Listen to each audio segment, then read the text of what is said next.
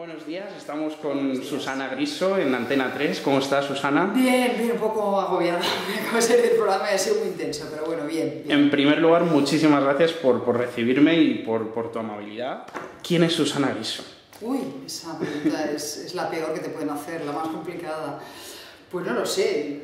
Yo soy una profesional del periodismo, llevo dedicándome a esto ahora ya pues 22 añitos, cómo pasa el tiempo, y lo vivo pues como algo absolutamente vocacional y pasional. Disfruto mucho con mi trabajo, entiendo que además es la única manera de abordarlo, ¿no? Al margen de eso, pues soy madre, tengo 2 niños, esposa, me considero una persona bastante tranquila, pero bueno, digamos que la tensión, el nerviosismo va por dentro, soy menos equilibrada de lo que muchas veces puedo transmitir y soy una persona muy activa, muy curiosa, muy dinámica, que entiendo que también son algunas de las, digamos, ingredientes necesarios para esta receta, ¿no? ¿Qué eventos, Susana, han marcado tu vida profesional? Pues todos los grandes eventos, porque al final, fíjate, yo recuerdo haber transmitido desde la caída del muro de Berlín hasta el 11M, el 11S, la guerra de Irak, la muerte de Diana de Gales, pues la boda de los príncipes, no sé, han sido muchos los hitos, ¿no? Y al final echas un poco la vista atrás y dices, en 22 años, pues tanto en la radio como en la televisión, alguna cosita has contado ya, ¿no? Porque empezaste en la radio, luego en televisión, en Cataluña, luego en Antena 3, en Madrid. A nivel personal, ¿cuáles han sido algunos de los eventos que, como persona, te han impactado en tu vida en estos años? Para mí el más duro ha sido el 11M y posiblemente para la mayoría de mis compañeros. Cuando hables con cualquier periodista, creo yo que si ese día les tocó trabajar, lo tendrán marcado casi fuego, ¿no? Porque es un día muy duro, muy duro. Yo recuerdo levantarme esa mañana muy pronto, como siempre, y escuchar ya en la radio que había habido una serie de explosiones, no estaba muy claro qué había acontecido exactamente. Y bueno, pues nada, llegué, entré en el plató prácticamente y tuve que contar sobre la marcha lo que yo iba conociendo, que era también lo que iba conociendo los telespectadores, sobre todo por la participación de toda la redacción, porque nos llamaba gente que estaba en distintos puntos de la capital, en ese momento también poniéndose en marcha para ir a trabajar, y el relato era tan tremendo, era tan sumamente triste, que es un día que no olvidaré jamás. Te marca para siempre, supongo. De directo, que además recuerdo que evidentemente bueno, no hubo ni pausas publicitarias y estábamos pegados a lo que estaba aconteciendo. Fue muy duro, muy duro. Hablando de estos acontecimientos, quisiera saber, para hacer una buena entrevista, ¿cuáles son las claves? ¿Qué recomendaciones, desde tu experiencia, nos darías? La principal es escuchar, porque muchas veces estás más pendiente de la pregunta que tienes que hacer que no de lo que te está diciendo el entrevistado. Y los mejores totales, las mejores declaraciones siempre las obtienes en las contrapreguntas, ¿no? A veces yo pienso que a los periodistas se nos olvida eso, ¿no? Y vamos con un cuestionario que a lo mejor hemos preparado muy intensamente durante horas, pero lo importante es lo que te dicen, ¿no? Y además, posiblemente no en la segunda repregunta que haces, sino en la tercera o en la cuarta, ¿no? Ese yo creo que es el principal secreto. Claro, habrán respuestas quizá que no esperas y precisamente, como dices, quizás son las más importantes que tienes que estar, como dices, sí, escuchando, ¿no? ¿Verdad? Y que muchas veces ves entrevistas y dices, mira, lo que acaba de decir, pero no hay repregunta y la echas en falta, ¿no? Porque, bueno, es verdad que el tiempo siempre en televisión es muy limitado y que tú a lo mejor te has preparado la entrevista durante horas y te has documentado mucho y quieres abordar muchos asuntos, ¿no? Pero a veces es mejor profundizar en uno que no tocar muchos distintos, ¿no? Actualmente, ¿cómo valoras la situación de España en todos los niveles? Es un momento extremadamente delicado. Yo pienso que hablar de emergencia nacional no es exagerar. Es una situación económica que ya creo que ha superado el término recesión, estamos ya en una depresión y hay muchas incertezas, ¿no? Yo soy, digamos, por naturaleza muy optimista y entonces siempre pienso que hay luz al final del túnel y que estamos pasando lo peor, ¿no? La segunda caída de la W, y que a partir de aquí muchas de las medidas que se han tomado, que son muy duras, muy impopulares, tienen que empezar a surtir efecto, ¿no? Pero nos vienen todavía unos meses muy duros y posiblemente la salida de la recesión tarde mucho más de lo que pensábamos, 3-4 años. Susana, ¿quiénes son responsables de esta situación? Pues yo pienso que lo somos todos. Se habla mucho de la avaricia de los bancos y creo que sí, que en buena parte es así. Recuerdo cuando empezó la crisis de las subprimes que nos decían, tenemos la banca más saneada del mundo, aquí no va a ocurrir, aquí no hay activos tóxicos. Pues fíjate, ahora uno de los principales problemas, uno de los principales obstáculos, lo que impide que salgamos de esta crisis es que nuestra banca no está saneada, que tiene balances maquillados y que los mercados de finanzas no se lo creen. Y claro, hasta que no recuperemos esa credibilidad, nos será muy complicado pues, resolver esa crisis de la deuda, ¿no? Pero es que luego, claro, nos engañaron, nos dijeron que la banca estaba muy saneada y realmente no lo estaba. ¿Quiénes nos engañaron? Claro, a eso voy, porque yo recuerdo muchas declaraciones de dirigentes políticos diciéndonos eso, ¿no? Por un lado, el tema de la banca. Por otro, es verdad que bueno, de la burbuja inmobiliaria hemos vivido todos y hemos vivido todos muy bien, ¿no? Créditos baratos que nos permitían comprar la casa y encima el banco siempre nos daba un plus para amueblarla, incluso comprarte un coche si te apetecía, viajar, etc., ¿no? Yo creo que hemos sido un país de nuevos ricos, que nos hemos creído que esto iba a durar siempre, que no hacíamos caso porque siempre es muy incómodo escuchar esas voces que te dicen que esto en cualquier momento va a estallar, y el caso es que ha estallado y como nos habíamos basado tanto en el ladrillo, no hemos tenido alternativa, ¿no? Y ahora las soluciones que nos están dando es, ya que no podemos devaluar la peseta porque no tenemos moneda propia, es devaluar la economía, y eso pasa por bajar los sueldos, es así de triste y en esta situación estamos, ¿no? Comentas que nos hemos creído pues ciertas cosas.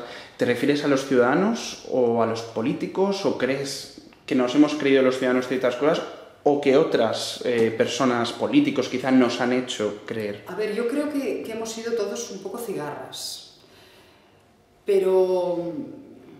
y esa es la parte de responsabilidad individual que yo veo. Pero es cierto que también los políticos, en este país ocurre mucho, nos han enmascarado la realidad. A Zapatero le costó mucho tiempo hablar de crisis y fíjate en qué situación nos encontramos ahora, ¿no?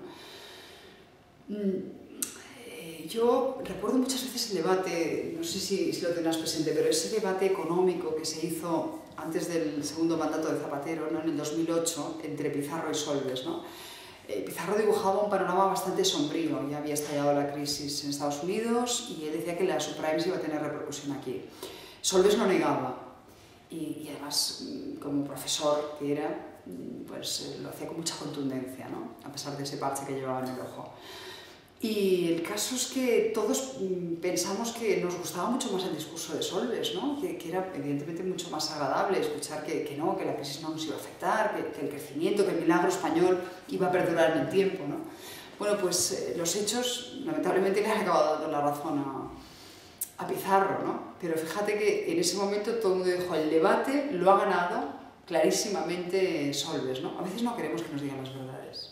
Susana, ¿tienes algún inconveniente en mostrar libremente tus tendencias políticas? Yo no, primero, yo pienso que las tendencias políticas hay que dejarlas muy de lado. Así como yo soy una persona que, por ejemplo, hago muchas bromas a veces con el tema del deporte y no escondo que soy una culé del Barça. Con el tema de la política creo que hay que dejarlo de lado. Y te diré una cosa, yo, al margen de las tendencias que pueda tener, yo creo mucho en el periodismo crítico. Yo pienso que los periodistas tenemos que ser un poco a veces la conciencia crítica y tenemos sobre todo que atizar al que manda, al que puede tomar decisiones. Y esa es nuestra función, somos el cuarto poder y tenemos que estar ahí para eso, ¿no? Entonces, mande quien mande, yo creo que hay que ser crítico, hay que estar con los ojos muy abiertos y intentar, de alguna manera, analizar la actualidad, ¿no? Tal como viene, con todos los elementos para el análisis, es decir, procurar ser lo más plural posible, y eso es lo que yo intento en la tertulia que presento todas las mañanas, y intento encontrar un punto de equilibrio en lo que pueden ser tendencias políticas muy distintas, pero, sinceramente, yo creo que es difícil que alguien diga, esta persona es de este color o del otro, porque yo creo que un periodista, y más en un debate como el mío, en un programa como el mío, no tiene que dejarse llevar por sus tendencias políticas. Y sinceramente, pienso que eso es un error.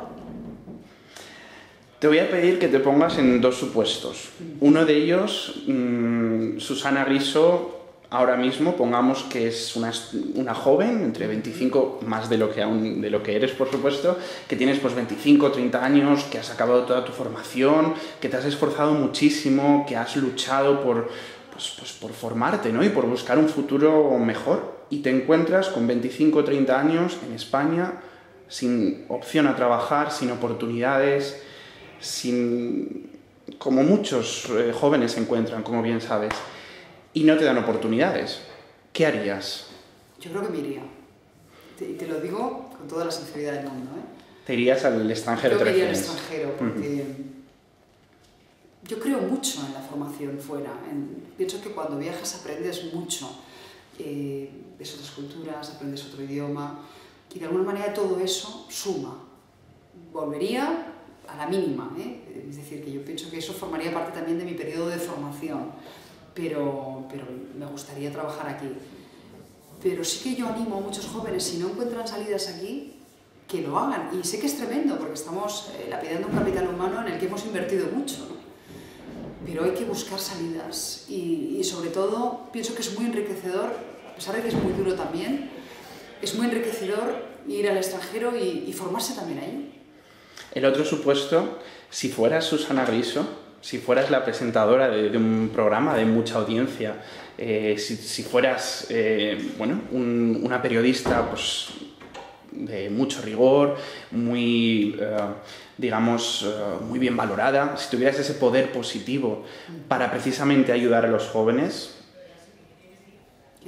que no tienen trabajo, ¿cómo, si fueras Susana Griso con ese gran poder positivo, cómo les ayudarías específicamente a esos jóvenes desde tu programa, desde tu posición privilegiada? Bueno, yo les diría que no se dejaran llevar por la depresión general, que es verdad, que es muy grande y que además los medios bombardeamos constantemente con malas noticias, las que hay, porque yo te aseguro que hay días que digo, venga, vamos a contar alguna buena noticia, y te cuesta mucho, porque es que realmente la economía y la política constantemente te dan chascos, o sea, es que es tan difícil que te den una buena noticia. Yo he perdido la cuenta ya de los meses que llevamos contando malas noticias, y lo peor es que a diario contamos que va a haber un recorte por ahí, es una sensación, es como de gota malaya, o sea, es como de tortura permanente. Hoy lo decía yo, en mi programa, que nos lo cuenten todo, pero esto es como una película de terror por episodios, o sea, es como un fascículo diario.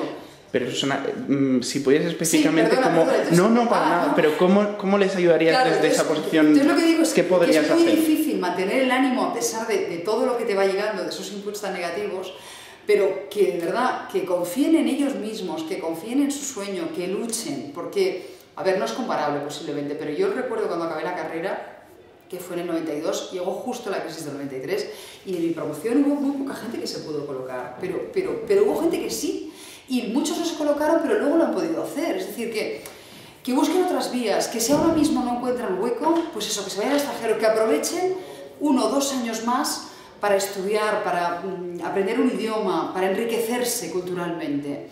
Y luego ya tengan tiempo de volver. Vale, para terminar las últimas preguntas, brevemente, Susana, tú tienes una visión muy amplia de la realidad. ¿Qué le pasa a este mundo? ¿Qué le pasa al mundo? Ay, por Dios, haces unas preguntas tremendas. Y quieres que te lo conteste en 30 segundos, ¿no? Pues el mundo está cambiando. La realidad que estamos viviendo ahora no tiene nada que ver con la que hemos conocido hasta ahora, pero es que además no sabemos qué va a pasar en el día de mañana. O sea, a mí si hace 5 años me dicen que estamos cuestionando el euro, que estamos de alguna manera cuestionando el estado del bienestar, que va a haber recortes en sanidad, que va a haber recortes en educación, que vamos a volver en muchas cosas a lo que acontecía hace 25 o 30 años, no daría crédito. O sea, es que, a ver, lo de los mayas, que en el 2012 el mundo iba a cambiar, se está cumpliendo. Y evidentemente no creo yo en supercherías ni nada parecido, pero sí que estamos en un momento de cambio global, de valores, de crisis, y entendiendo por crisis, cambio, ¿no? Y a partir de ahí hay que estar preparado porque sobreviven los que se adaptan. Ya para terminar la entrevista, en primer lugar, muchísimas gracias. Y la última pregunta, ¿qué es lo más importante que Susana Griso ha aprendido en su vida? Pues para mí es muy importante la tolerancia. y además escuchar opiniones contrarias a la tuya. Escuchar, empecemos por ahí, escuchar, porque cualquier tema, por muy diferentes que sean las posiciones, puede encontrar un punto de encuentro, ¿no? Y yo pienso que el diálogo resuelve muchas cosas. Yo soy, de verdad, una persona muy abierta al debate, al diálogo, y a veces tengo la sensación, y lo percibo en las redes sociales, de que somos muy, pues eso, muy rotundos en nuestros planteamientos, de blanco o negro, ¿no? Y la vida al final siempre se dirime por la gama de los grises. Susana Briso, muchísimas gracias. A ti. Un placer.